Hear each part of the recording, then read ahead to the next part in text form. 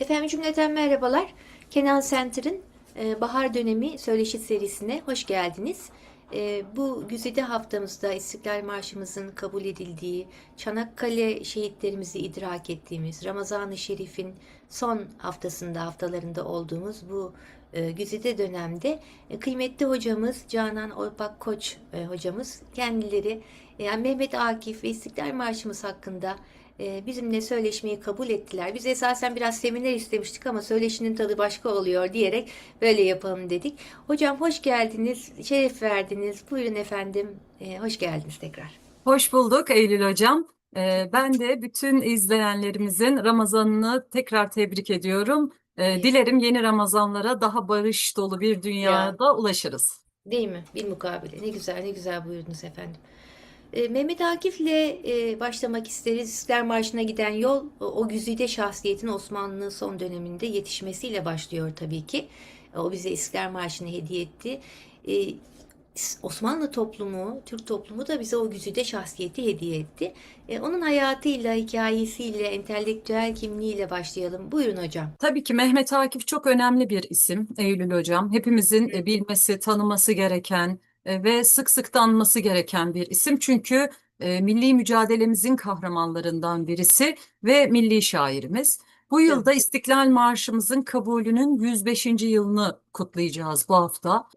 Ve 12 Mart'tan beri bugüne bayrağımızla beraber yükselen bir sestir diyoruz biz her zaman marşımız için. Ve bu kıymetli buluşmada da Mehmet Akif'le beraber Milli Marş'ın tarihsel sürecini ve taşıdığı derin anlamı konuşmanın ne kadar önemli olduğu üzerinde elbette ki durmak istedik. Kıymetli Buyurun hocam, hocam. davetimizi kabul ettiğiniz için teşekkür ediyoruz. Ben sizin bu alandaki uzmanlığınızı çok kıymetli hocam Ülkü hocam vesilesiyle tanıdım ve hayran oldum. Bütün bir üniversiteniz yani Burdur Üniversitesi, Mehmet Akif Ersoy değil mi üniversitesi, Evet. Edebiyat bölümü, yeni Türk Edebiyatı ve eski Türk Edebiyatı çok kıymetli bir kadro. Bu vesileyle sizinle tanıştığımız ve istifade ettiğimiz için ben ayrıca çok teşekkür ediyorum hocam. Böyle yani o güzide şahsiyetin ismine adanmış, değil mi? Evet. Araştırmalarınızın pek çoğu, yayınlarınız da özellikle bunun üzerine ve bunu zinde tutmanız, canlı tutmanız bizim için çok kıymetli hocam. Şimdi buyurun kestiysem özür dilerim. Estağfurullah, hayır hayır, gayet güzel. Hocam, evet, ben Burdur Mehmet Akif Ersoy Üniversitesi'nde görev yapıyorum. Türkiye'de Burdur Mehmet Akif Ersoy Üniversitesi Mehmet Akif'in tarihsel kişiliğini, milli şair olma vasfını çok onurlu bir şekilde temsil etmeye devam ediyor ve mümkün mertebede bunu asla böyle bir olumsuz sürecin içerisine sokmama titizliğine dikkat ederek Eyvallah. sürdürüyor. Bu anlamda da biz çok mutluyuz. Üniversitemiz bünyesinde bir araştırma merkezimiz de var. Mehmet Akif Harika. Ersoy Araştırma Merkezi. Orada da yine her yıl birçok faaliyet sürüyor. Biz de bunu sizin de söylediğiniz gibi canlı tutmanın derdindeyiz. Ama her şeyden önce biraz önce Eyvallah. sorduğunuz gibi Buyurun. galiba İstiklal Marşı'na giden yolu, onun Hı, şairini tanımak, hı. İstiklal Marşı'nın kabul sürecini de veya İstiklal Marşı'nın yazılma sürecini de anlamak bakımından çok önemli. O Eyvallah. nedenle her konuşmaya biraz Mehmet Akif'ten bahsederek, Lütfen. Mehmet Akif'in entelektüel biyografisinden bahsederek başlamak gerekiyor galiba. Tabii Evet. bugüne kadar Mehmet Akif hakkında birçok yazı yazılmış. Biyografisinden de sık sık bahsedilmiş. Evet. Başlı başına biyografik kitaplar da var. Mesela Mithat Cemal Kuntay'ın kitabı var. Anılarından oluşan bir Mehmet Akif Ersoy biyografisi diyebileceğimiz veya Süleyman Nazif'in kitabı var. Yine çok içten yazılmış değerli bir kitap. Çünkü birebir tanıklıkları da var. Mehmet Akif'le beraber bulunmuşlar. Kurgu içerisinde de yani edebi kurgu içerisinde de Mehmet Akif'in karakter olarak yer aldığı birçok çalışma var. Bunlar yalnız hep bir başkası tarafından aktarılan portre. Bir Hı. taraftan da Mehmet Akif'in kendini anlattığını görüyoruz. Biz özellikle vefatına yakın hakkında sorulan soruları çok içtenlikle cevaplamıştır. Şiirinde de kendinden bahsedilir. O nedenle ben biraz Mehmet Akif'in bizi duygulandıran mısralarından bahsederek Mehmet Akif'i tanıtacağım. Buyurun. Mehmet Akif der ki sessiz yaşadığını düşünür Mehmet Akif ama biz tabii ki böyle olmadığını biliriz. Fakat yine de şiirinde rahmetle anılmak ebediyet budur ama sessiz yaşadım, kim beni nereden bilecektir der. Gölgeler adını taşıyan şiir kitabında böyle söyler. Evet. Şimdi ben dedim ki hani bunun böyle olduğuna biz inanmıyoruz. Bunu hamasi bulanlar çıkar mı bilmiyorum, zannetmiyorum ama hamasi bir söylem değil. Çünkü Mehmet Akif Ersoy sadece şair değil, Milli Marşımızın şairidir ve ne sessiz yaşamıştır ne de tanınmayacak bir portre bırakmıştır bize. Bir Evet. taraftan bunları düşünerek onu tanımak, tanıtmak sorumluluğumuzdur. Şimdi bir dış ses gibi şunu sorabiliriz. Buyurun. Savaşların sahnelendiği bir zamanda böyle gürül gürül akan bir hayat yaşıyor. Sesiyle kitlelere yön veriyor. Hatta işte az sonra bir iki cümleyle tekrar değineceğim. Konya isyanı var. Konya isyanını tek bir silah patlamadan sadece konuşmalarıyla bastırmaya çalışan bir Mehmet Akif var. Bu Mehmet Akif midir sessiz yaşayan diye ben Hmm. tekrar sormak istiyorum. Yani kim beni nereden bilecektir sorusunun altında bence çok büyük bir tevazu var. Bu şair için gerçek olsa bile okur için, bizler için bugün asla gerçek değil. Çünkü Mehmet Akif hepimiz biliyoruz. Onun Evet. hayatına baktığımızda da fert olarak asla Osmanlı İmparatorluğu'nun çöküşünü seyredenlerden biri olmadığını, Evet. bu çöküşün acısını yüreğinde hissettiğini ve yaşadığı dönemi yazdığını, yaşadığı döneme şahitlik ettiğini, neredeyse tek başına şahitlik ettiğini ve yazıcılık yaptığını hepimiz biliyoruz. Peki Evet. nerede doğmuştur Mehmet Akif? O dönem için ve bugün de hala çok önemli olan İstanbul'da doğmuştur. 1873 ile 1936 yılları arasında yaşamıştır. Hı hı. İstanbul'da doğmuştur, büyümüştür. Fakat başka coğrafyaları da yaşamıştır. Eyvallah. Öyle bir Akif'ten bahsediyoruz ki üç tane dili ana dili gibi bilen bir Mehmet Akif var karşımızda. Eyvallah. Ve ömrüne belki şu an sayarken bile kafamızın karışacağı kadar çok önemli dönemeçleri sığdırıyor. Yani siyasi dönemeçleri. Nedir bunlar? İkinci Abdülhamit dönemini, İttihat Terakki yıllarını, Balkan Savaşlarını, ardından Birinci Dünya Savaşı'nı, mütareke yıllarını, İstiklal Savaşı'nı, Cumhuriyet dönemini. Yani bunları söylerken bile Hı hı. kafamız karışabiliyor. Çok önemli dönemeçler. Ama Değil mi? Mehmet Akif bunların her birinin içerisinde yaşamış bir insan. Yani Türk toplumunun çok sıkıntılı dönemlerinde yaşamış, tartışmaların, kavgaların, siyasal, sosyal değişmelerin ortasında kalmış bir isimden Eyvallah. bahsediyoruz. Hocam ben burada bir müsaadenizle Tabii ki bir buyurun. şey eklemek istiyorum. Kendisi esasen benim de burada uzun yıllar çalıştığım Osmanlı son dönem entelektüel ulema dediğimiz yahut benim sufi bürokrat dediğim bir başka kesimde var. Yani Osmanlı'nın doğu ve batı kültürünü sentezleyebilme becerisine sahip olarak yeni ve eski kurumlarından geçerek ortaya çıkan muazzam bir kadroya mensup. Yani onlar Doğu dillerine hakimler, Arapça, Farsça ama aynı zamanda Batı dillerini de biliyorlar. Onlar o geleneği okuyabildikleri gibi, anlayabildikleri gibi kültürel anlamda tanıştıkları Batı medeniyetinin de kodlarını anlayabiliyor ve dolayısıyla bu geçiş dönemi dediğimiz Osmanlı'dan Cumhuriyet'e geçiş döneminde muazzam sentezler yapıyorlar. Fakat bunu deyince de şöyle anlaşılmasın. Yani bu insanlar sentez yapıp evde oturmadılar.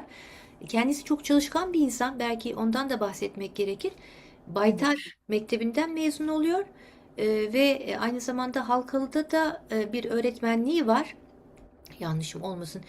Kendi alanında Doğru, bir doğru. evet kendi alanında bir öğretmenliği var ve Halkalı Fatih'e uzak bir yerdir.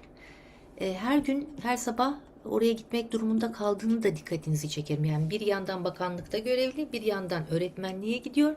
O arada şiirlerini yazıyor.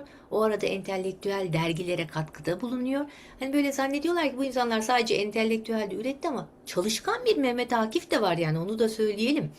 Çok çok doğru bir Hı noktadasınız. Gerçekten öyle. Mehmet Akif hayatında hem kişisel olarak yani biraz önce toplumsal nedenle hani ciddi sıkıntıların içerisinden geçtiğini ya da o dönemlerde yaşadığından böyle en azından başlıklar olarak bahsettik. hı. Ama kişisel olarak da kendi özel hayatında da çok ciddi sıkıntılarla imtihan edilmiş bir insandır Mehmet Akif. Babasını erken yaşta kaybetmiş olması Değil mi? ve çok başarılı bir öğrenci olduğu halde yani bambaşka bir kariyer peşinde olabileceği halde sırf hani bir an önce ekmek parası kazanabilmek için daha çabuk işe girebileceği bir alana yönleniyor. Yani tabii ki çok güzel bir alan. İşte Halkalı'daki Ziraat Mektebi'ne Evet, kaydolması, oradaki işi yapması. Fakat evet, bir taraftan da bir an önce işe girmesi ve annesinin, kardeşlerinin geçimini sağlaması gerekiyor Mehmet Akif'in. O tabii. nedenle biraz önce söylediğiniz gibi daha öğrencilik yıllarından itibaren Mehmet Akif aslında çok ciddi maddi imkanlarla karşı karşıya, okula gidip gelebilecek, o kadar uzun yolu karşılayabilecek maddi imkandan yoksun. Hı Dolayısıyla hı. yürüyerek gidip geliyor ki bugün Ya, İstanbul'da yaşayanlar bilirler o mesafenin ne kadar uzak bir mesafe olduğunu. Diğer temas ettiği kişilerle ilgili de belki şunu not düşebilirim ben. Yani Mehmet Akif gibi o dönem dünyada özellikle doğulu alimleri düşünecek olursak, çünkü sıkıntının büyük bir bölümü bugün de olduğu gibi bu coğrafyalarda var.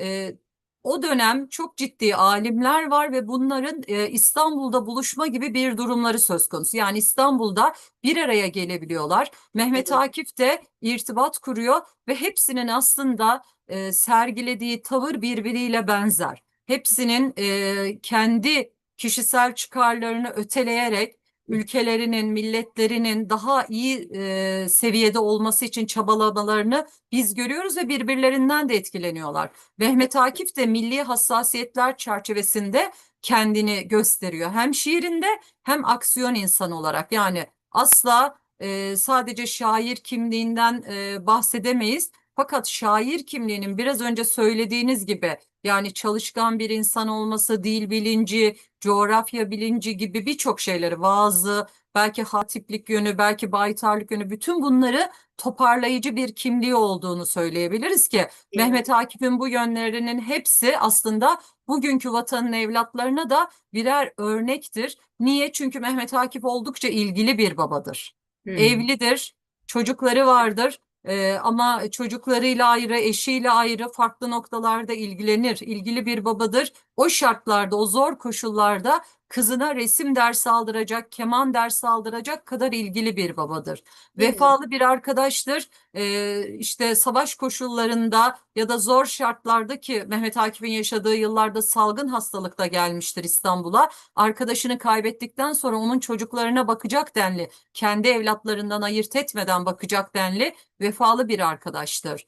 Donanımlı bir hocadır. Bugün biz mesela Mehmet Akif Ersoy Üniversitesi olarak şairimizin ders notlarını aldık, el yazması, ve onlara bakıyoruz. Gerçekten hayret ediyoruz edebiyat bilgisi, o dönem o şartlarda anlattığı konulara. Bütün bunların yanında aynı zamanda ilk mecliste de bir mebustur ve bence şairliği bütün bu kimliklerini de toplamıştır diye düşünüyorum. Çok güzel. Öyle hocam. Şairliğinde zirve eserlerden biri tabii ki onun Safahatı. Biraz da böyle bizimle kendi hayatını anlattığı, oralardan nasihatler devşirdiği. Etkili. Ben onu üniversite yıllarımda okuduğum, hiç bırakmadığımı hatırlıyorum. O ilk baskılarından biriydi başından sonuna. Ama tabii bize İstiklal Marşımızı hediye etti. İsterseniz biraz onun çok yönlü şahsiyetinden sonra şair yönüne, şiir yönüne geçelim. Ve böylelikle İstiklal Marşımıza doğru ilerleyelim efendim. Tabii tabii, milli marşımıza muhakkak geleceğiz ama Safahat'tan bahsetmişken Tabii ki. belki birkaç cümle kurmak İşte o. güzel olur Eylül Hocam. Buyurun. Safahat aslında ilk kitabın adıdır. Mehmet Akif'in ilk çıkan şiir kitabının ismidir. Kendi sağlığında yazdığı şiirleri 7 kitap halinde aslında basılmıştır. Fakat sonradan toplanarak Safahat üst başlığıyla bütün, yani Evet. şiirlerinin genel adı olarak Safahat adı verilerek biz bugün okuyoruz. Şimdi safahatı şöyle değerlendirmek gerekiyor. Aslında safahat sadece işte bir şairin zaman zaman duygulanarak ya da bir takım düşüncelere dalıp bir takım şeyleri paylaşmak amacıyla yazdığı şiirler gibi düşünmemek gerekiyor. İstiklal Marşı'nı burada ayırt ediyoruz çünkü şair kendisi de ayırt ediyor İstiklal Marşı'nı. Hatta safahatına almıyor. Şu an bazı yayınlanan safahatlarda İstiklal Marşı var ama bunlar tamamen sonradan yayına hazırlayanın ya da yayın evinin tercihiyle olmuş şeyler. Mehmet Akif İstiklal Marşı'nın safahatını almamıştır. Çünkü o milletimindir der. Yani sahip çıkmaz bile şair olarak. Bütün bir milletin o kolektif zihinle oluşmuş bir şiirdir. O dönemin koşullarında oluşmuş bir şiirdir der. O yüzden safahat ayrı, İstiklal Marşı'na ayrı konuşmak gerekiyor. Doğru. Safahat'ın ilk cildi dediğim gibi ismi Safahat'tır. İkincisi Süleymaniye Kürsüsü'ndedir. 1912 yılında yayımlanmıştır. Üçüncü kitabı Hakkın Sesleridir. 1913'tür. 1914'te Fatih Kürsüsü'nde. Beşinci kitap Hatıralardır. Ve Asım altıncı kitap. Gölgeler'de yedinci kitaptır. İsimlerini özellikle söyledim çünkü Mehmet Akif hakikaten bir toplumun geçirdiği evreleri anlatır her birinde. Sadece bunu anlatmaz, kendince ideal olarak sunduğu yani olmasını istediği o yeni insan portresine de özellikle Asım karakterin üzerinden okuruna sunar. Bu anlamda Safahat'ta ayrıca değinilmesi bir konu, gereken bir Evet. konudur diyelim. Müstakil bir söyleşinin seminerin konusudur diyorsunuz yani, değil mi hocam? Kesinlikle evet evet o nedenle ama yine birkaç cümle etmeden de Olur. olmazdı. Peki biz Evet. onu nasıl okumalıyız? Yani ben şimdi okuduğumda onu böyle hani bazen şiir kitaplarını ortasından açıp okuruz. Onu başından sonuna sırayla okumanın bir şeyi olur mu, faydası anlamak açısından eseri? Mehmet Akif'in yaşadığı dönemi, o siyasi atmosferi, sosyal durumu biliyorsak Hı hı. gerçekten başından düzenli bir şekilde okumanın çok faydası olacağına inanıyorum ben. Hı. Farklı bir derinlik katacaktır okuma biçimimize ama tek tek şiirleri de okuduğumuzda mutlaka mesajını alırız Eylül Hocam. O anda alırız, eyvallah. Sonra tabii ki İstiklal Marşı dönemi geliyor. Muazzam bir kalem. Biz çocukluğumuzda onu babamız okutmaya çalışırdı. 10 beytini ezberlemek hani hepimizin böyle hani boncuklarını buraya koydurtacak bir şeydi, değil mi? İlkokuldan Evet. başlayarak. İstiklal Marşımızı göğsümüz kabararak hep okuyoruz ama ilk tanıştığımız zamanlar onu okumak güzel sesimizle, bazen bir öğrenci çıkar onu başta kendi okurdu. Ben de uzun yıllar din kültür ve ahlak bilgisi öğretmenliği yaptım ve öğrencilerimle birlikte sıraya girip onlarla birlikte İstiklal Marşı'nı pazartesi, cuma okumak filan.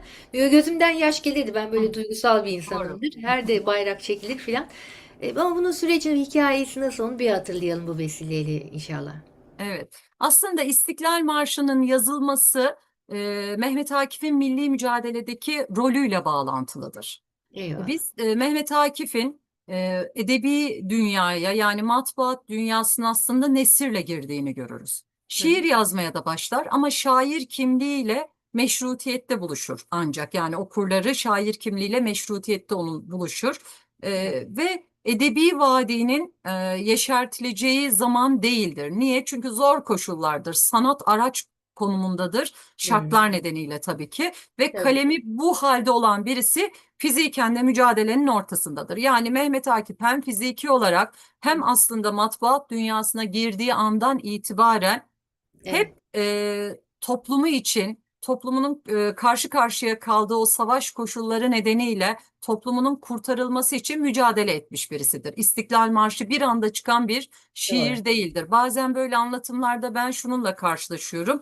Hı. Sanki Mehmet Akif'e böyle birden farklı bir his Hı. geldi, ilham geldi. O gece sabaha kadar uyumadı ve yazdı gibi. Şüphesiz öyle bir ruh haliyle yazmıştır ama bunun öncesini bilmek gerekir. Yani Mehmet Akif'in İstiklal Marşı'nı yazması asla tesadüf değildir. Mehmet Akif'te biz şunu görürüz. Kalem ile zamanın buluşmasının somut hali nedir deseniz Mehmet Akif diye gösteririz. Çünkü yazma biçimi, edebi üslubu, yaşadığı devrin şartları arasında bu kadar yakınlık olan neredeyse bütünüyle örtüşen bir başka şair daha yoktur. Yazıları, vaazları, şiirleri, aldığı görevler, sonra Ankara yılları hep onu İstiklal Marşı'na götürmüştür. Şimdi mesela Eşref Edip'le beraber çok yakın arkadaşı, ismi çok bilinir Eşref Edip'in de onun da çok önemli katkıları vardır milli mücadele yıllarına. Eşref Edip'le beraber Sebür-ü Reşat dergisini çıkarıyorlar ve Mehmet Akif Sebür-ü Reşat dergisinde baş yazar. Wow.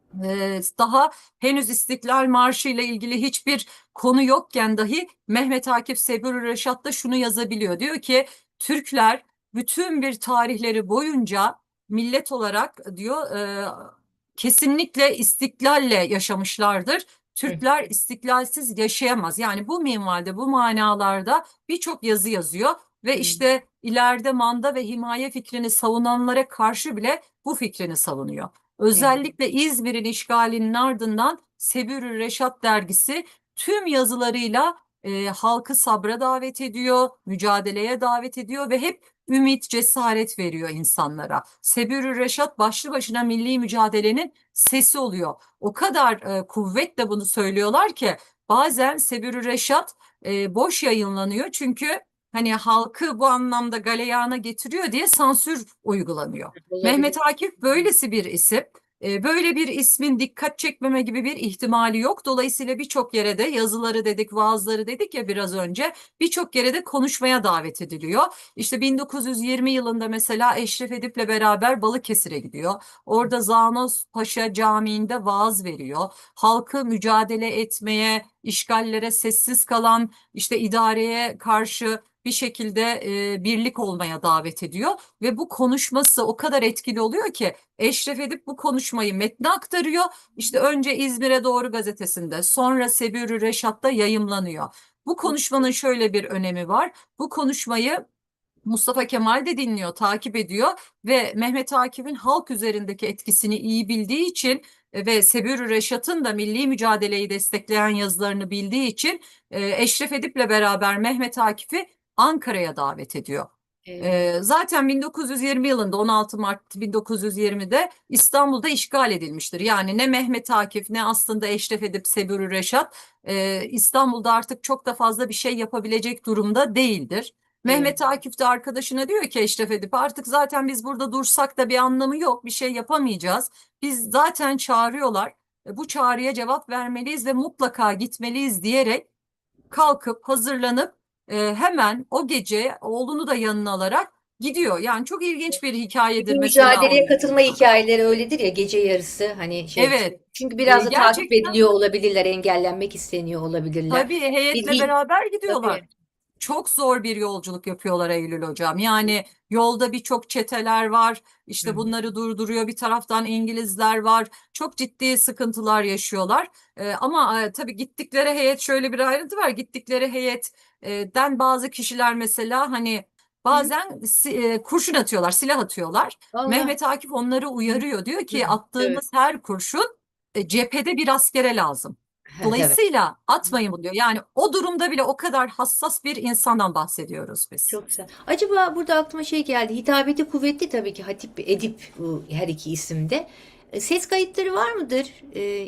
Yani ikisinin de, hem Eşref Edip'in hem de Mehmet Akif'in var mıdır? Keşke olsaydı, keşke bugün elimizde çok kuvvetli böyle düzgün veya teknik olarak daha da düzeltilebilecek bir ses kaydı olsaydı da sık Ya, sık kullansaydık biz de evet. toplantılarımızda Çok çok merak isterdim ediyorum. hakikaten. Kısmet, kısmet. Peki. Evet. O zaman İstiklal Marşımıza geçelim. Hocam şimdi İstiklal Marşımızda biz araya zaman girdi. Osmanlıca kelimelerin bazılarını bıraktık. Tabii dilin tabii seyri içerisinde diğer başka şeyler öne geldi. Ama en azından bu ilk iki kıtayı tekrar bu vesileyle sizden dinlemek isteriz. Nasıl hatırlayalım, nasıl anlayalım? Tazelenmesi lazım geldiğini düşünüyorum. Hele ki bizi Evet. dinleyen genç arkadaşlarım var ise bir dahi kulak kabartırız. Çok güzel olur. Evet, biraz İstiklal Marşı isterseniz nasıl yazıldı onu O da var. bilmek gerekiyor Tabii. değil mi? Tarihi E, açıdan doğru. Hı hı. Evet, tarih açıdan Mehmet Akif Ankara'ya geldikten sonra Ankara'ya tabii çok önemli isimlerle beraber geliyor. Türkiye Büyük Millet Meclisi'nin açılışında yer almaya çalışıyor fakat yetişemiyor bir gün önce açıldığı için. Fakat gelir gelmez hep aksiyon insanı dedik ki asla durmuyor Mehmet Akif ve hemen işte Konya'da olan isyana gönderiyorlar. Yani aslında hiç yerinde duran bir insan değil. Fakat bu arada hem ordunun hem halkın morale ihtiyacı var. Bir takım zaferler kazanılıyor ama bütünüyle düşmanı yok etmiş ya da bütünüyle kurtuluşu sağladık diyebilecek bir zafer elde edilmemiş henüz. Bunun üzerine bir yarışma açalım. Hem de millet bilincimiz güçlenir hissiyatıyla çünkü yeni de bir meclis var nihayetinde. Doğru. Bunun için bir yarışma açıyorlar ve İstiklal Marşı yarışması, Milli Marş yarışması aslında. Bizim tabii İstiklal Marşı ile ilgili çok güzel anılarımız vardır. Eylül Hocam. Şimdi Hı? İstiklal Marşı ismine biz o kadar alıştık ki biz mesela gençlerimize sorduğumuzda başka işte ülkelerin milli marşları dediğimizde şöyle cevaplar alıyoruz. Onların İstiklal Marşı bu muymuş diyorlar bize mesela. Evet, anladım. E, Çok güzel. Kavramlaşmış evet. yani. Onu Tabii yani yerliler artık tanıyoruz. Milli Marş değil İstiklal Marşı Çok kendi güzel. başına kavramlaşmış durumda dediğiniz gibi. İstiklal Marşı yarışması açılıyor. O dönemin Marif Bakanı Hamdullah Suphi, çok edebiyat tarihinden ismini bildiğimiz, açıyorlar. Hamdullah Suphi aslında şair olarak ve vaazlarından dolayı Mehmet Akif'i çok iyi biliyor ve hep baştan beri istiyor ki Mehmet Akif katılsın bu yarışmaya. Hı hı. Fakat Mehmet Akif yarışmaya katılmıyor. Çünkü yarışma için bir ödül konulmuş. Mehmet Akif'e göre Milli Marş için bir ödül verilmesi çok anlamlı, ahlaki bir şey değil. Bu nedenle hiç yarışmaya katılmayı düşünmüyor. Fakat e, gelen şiirler arasında da hani gözü Mehmet Akif arıyor Hamdullah Suphi'nin, ama gelen şiirler arasında da hiç de böyle İstiklal Marşı'na, Milli Marş'a uygun bir şiir olduğuna dair de kanaat oluşmuyor. Belki de hep aklında Mehmet Akif olduğu için bilemiyoruz. Olabilir. Bunun üzerine ısrarla Mehmet Akif'in yarışmaya katılması için bir mektup yazıyorlar. Ve Çok Mehmet güzel. Akif'in yakın arkadaşı Hasan Basri aracılığıyla da Mehmet Akif'in bu yarışmaya katılmasını sağlıyorlar. Mehmet Akif'in yazdığı İstiklal Marşı işte tam da bu şiirdir. Biz artık bu şiiri gerçekten kolektif bir zihinle, işte o başta söylediğimiz belki bir sanrı hali gibi hissettiğimiz halle yazılıp karşımıza geldiğini, o gün de mecliste okunduğunu görüyoruz. Eyvallah. Çok güzel. Çok güzel. Şimdi böyle gözümde canlandı. Meclise geldik. İlk Gel. okunuşu. Evet. Sanki ilk dinleyenler 10 beyit, 10 kıta birden okunmuş muydu orada? Şöyle aslında 10 kıtayı okuyorlar. Hı hı. Fakat dinleyenler arasında Mustafa Kemal Atatürk de var. Mustafa Evet. Kemal de var. Çok duygulanıyorlar. Hı Tekraren okutturuyorlar. Hatta hı. Mehmet Akif'in okumasını istiyorlar. Fakat Eyvallah. Mehmet Akif kendisinin yani kendisi okumak istemiyor. Bunun haricinde bir de çok böyle mütevazi bir şekilde duruyor. Yani bazıları buna işte Mehmet Akif neden o kadar sessiz kalmıştır İstiklal Marşı okunurken diye böyle yorum yapanlar oluyor, ama Hı hı. Mehmet Akif'in tevazuunu biz biliyoruz. Sahip Eyvallah. çıkmıyor yani aslında Hı hı. İstiklal Marşı'na. Çünkü o milletimindir diyor. Zaten Milletimindir diyor. kahraman Tamam. ordumuza hitap ediyor. Evet. Eyvallah. Çok çok zarif şeyler bunlar. O zaman biz de hemen şimdi ilk kıtalardan okuyalım mı hocam? Okuyalım nasıl Nerede? isterseniz. Onu bir dinleyelim. Güzel, hep ortaokulda yapılan bir şey değil mi? Halihazırda Evet. ayrıntılarıyla. Lisede bir daha gelir, bir daha hatırlanır. Her defasında farklı bir şey yapar ama şimdi biraz da sizden dinlemek isteriz hocam. Dinleyelim. Hı. İlk iki dörtlüğü mü okuyalım hocam? Evet, size Tamam. zahmet. Tamam. Çok güzel olur. Korkma. Sönmez bu şafaklarda yüzen al sancak. Sönmeden yurdumun üstünde tüten en son ocak. O benim milletimin yıldızıdır parlayacak. O benimdir, o benim, milletimindir ancak. Çatma, kurban olayım çehreni ey nazlı hilal. Kahraman ırkıma bir gül, ne bu şiddet, bu celal. Sana olmaz dökülen kanlarımız sonra helal. Hakkıdır, hakka tapan milletimin istiklal. Eyvallah. Çok güzel oldu. Uygulanmamak elde değil. Çok Değil. güzel bir Evet. marşımız var. Bir de o özel haftada olduğumuz için. Burada işte güzel temel kavramlar var. Belki onlardan bahsetmek isteriz yani. Yurt, ocak, hakikat, istiklal. Bu kelimeler dahi artık her gün çok fazla kullanmadığımız şeyler oldu. Bir genel olarak genel Türkçe'ye nasıl çeviriyoruz, nasıl anlıyoruz? Oradan devam edebilir miyiz canım hocam? Tabii ki tabii ki. Şimdi aslında Milli Marşımızın, İstiklal Marşımızın edebi, estetik, ideolojik ölçütlerle belirlenen çok farklı değerleri vardır.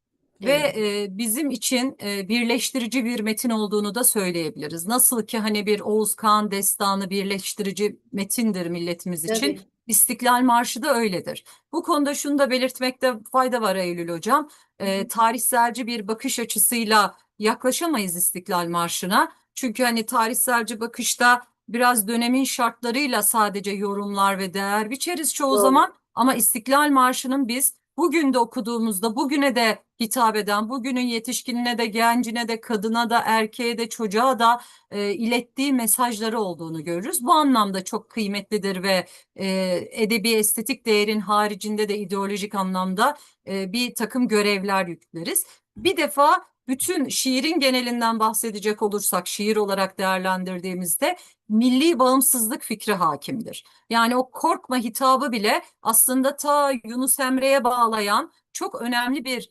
mesajdır. Çünkü Yunus Emre'mizin de böyle şiirleri vardır. Korkma der o da birçok şiirinde, ya da niye korkarsın ki der. Hepimiz Hı. Allah'ın bir kuluyuz ve buradayız ve Allah'ın kulu sıfatı o gücü verir zaten bize, mücadele gücünü. Mehmet Akif de çok ilginç bir şekilde bilerek, bilmeyerek çok olacağını düşünmüyorum. Mehmet Akif'in de çünkü arka planının kuvvetli olduğunu biliyoruz biz, edebi anlamda da veya tarihi kültürel olarak da. Mehmet Akif'in de şiirine korkma diye çok önemli bir mesajla başladığını görürüz. Bir Şimdi milli, müsaadenizle içime bir tabii şey ki, geldi, paylaşmak istiyorum hocam. Aslında bu buyurun.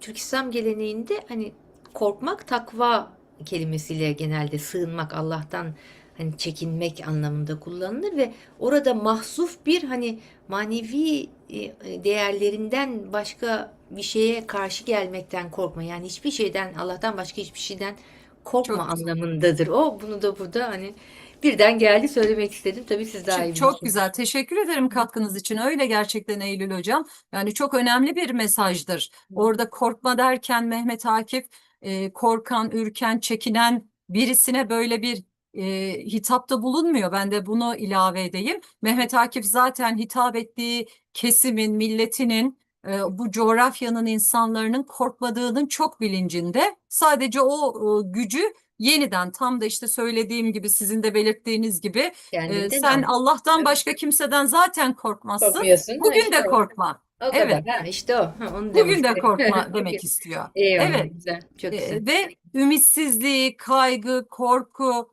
bunların hepsini keskin ve şiddetli bir şekilde reddediyor. Hı hı. Bu nedenle bu hitapla başlıyor. Yani Evet. şiirin yalnız başı değil, aslında şiirin genelinde hakim olan duygu, ihtar tam da budur. Yani kendinden asla taviz vermeyecek bir toplum hayali vardır Mehmet Akif'in. Çünkü düşünün, diyor ki ben ezelden beridir hür yaşadım, hür yaşarım diyor. Ya bu Değil mi? çok ciddi bir taviz vermeyen bir toplum seslenişi değil midir sizce? Evet. Kesinlikle.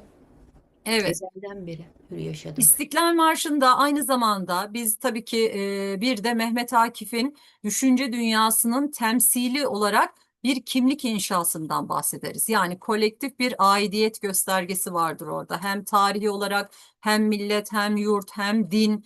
Bütün bu dizgeleri bütünlüklü olarak kuşatan bir şair sesi vardır. Yani farklılaşmalar olsa bile büyük paydada birleşiriz biz. Mesela korkma hitabında hepimiz birleşebiliriz. Çünkü hepimizin o bütün aidiyet bilinci, toprak bilinci, zihni altyapısı aynı şeye gönderme yapar. Yani Mehmet Akif vatan şairi olma yolunda benliğini eğitmiş, hislerini inceltmiş, ümitsizlikten ümide doğru çok ciddi bir yakarışla bu her bir mısrayı yazmıştır diye düşünüyorum. Eyvallah.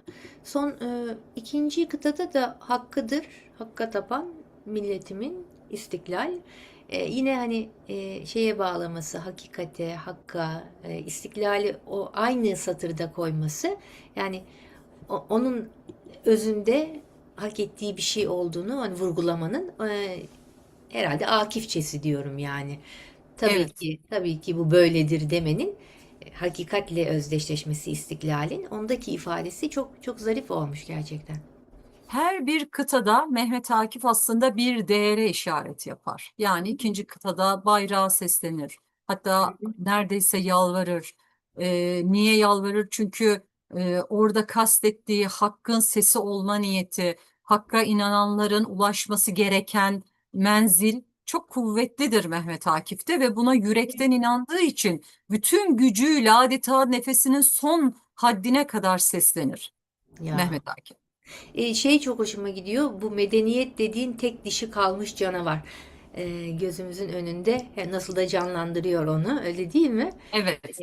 E, Şimdi tabii bir. konuşmanın başında Hı dedim hı. ki Mehmet Akif'in hani böyle entelektüel biyografisini vermeye çalıştık. Evet, Mümkün evet. mertebe zamanımızı düzenli kullanalım diye. Elbette bunun çok ayrıntısı var. Ama şu an tam medeniyet kelimesi geçtiğinde şunu söylemekte fayda var. Buyurun. Mehmet Akif üç tane dili ana dili gibi bilen bir insan. Yani Mehmet Akif medeniyet tek dişi kalmış canavar derken asla gelişmeye, ilerlemeye ya da ilim neredeyse orayı küçümsemeye ya da belli bir bölgeyi küçümseyip öbür tarafı yüceltmeye, böyle şeylere tevessül edecek bir insan asla değil. Yani Değil. ana dili gibi Fransızca bilen bir insandan bahsediyoruz. Hatta bununla ilgili bir anekdot paylaşayım. Buyurun. Mehmet Akif Ankara'ya mebus olarak geldiğinde tabii çok mütevazi bir görünüşü var Mehmet Akif'in. Her gün Taceddin dergahından kalkıp meclise gidiyor ve sabah erkenden gidip meclisteki görevinde işte sıralarda oturuyor. Hı Yine bir hı. gün çok erken saatlerde gelmiş Mehmet Akif,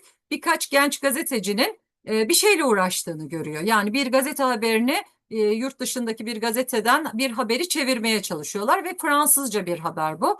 Mehmet Akif kulak misafir oluyor. Gençlerin de böyle harıl harıl uğraştığını görünce Hı diyor hı. ki isterseniz verin, ben yardımcı olayım diyor. Tabii gençler biraz hani çok da inanmadan diyelim Mehmet Akif'e bakıyorlar. Hani nasıl yapacak ki bu ihtiyar bu işi diye. Mehmet Akif yine de onları ikna ederek haberi alıyor. O 3-5 cümlelik Fransızca haberi ve bir taraftan gözüyle takip ederek okuyup diliyle de Türkçe'ye çeviriyor ve gençler çok şaşırıyor. Biz bu gençlerin anılarından okuyoruz bugün bunu. Mehmet Akif direkt okuyup çevirecek denli Fransızca bilen bir insan. Yani Mehmet Akif'in medeniyetten kastı aslında kendisi dışında hiç kimseye yaşam hakkı tanımayan, Evet. düşünceye tek dişi kalmış canavar demek istiyor Mehmet Evet, Akif. evet, kesin. Tabii medeniyet tartışmaları biliyorsunuz, hürriyet, medeniyet, terakki, tevekkül tartışmaları Osmanlı'nın 1839'dan beri entelektüel olarak tartıştığı bir Var. şey. Bu kavram birdenbire Mehmet Akif'in getirdiği bir şey değil.